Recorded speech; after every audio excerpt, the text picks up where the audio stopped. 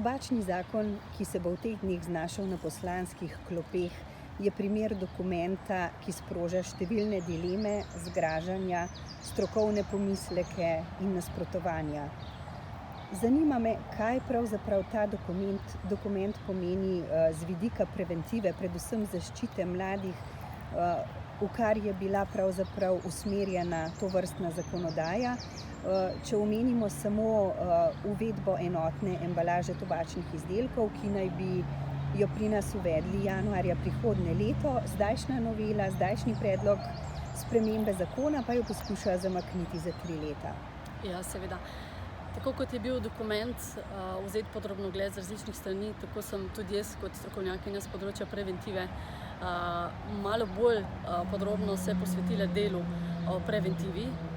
Predlagatelji namreč so prepričani, da se malo preveč fokusiramo po njihovem mnenju en model preventive, se pravi represija, oni rečejo temu, gre za cene, trošarine, oglaševanje in tako dalje.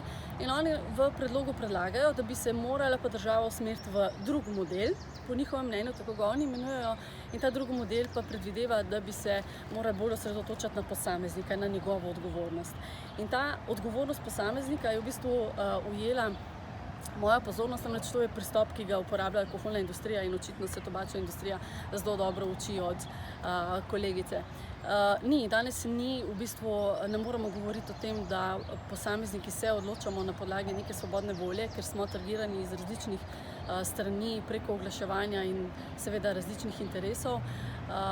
Preventivna znanost pravi, da morata oba modela, če jih lahko tako imenujem, hoditi z roko v roki. Namreč sladko-kisla realnost preventive je ta, da nikoli ne vemo, s katerim ukrepom zajamemo kateri del populacije.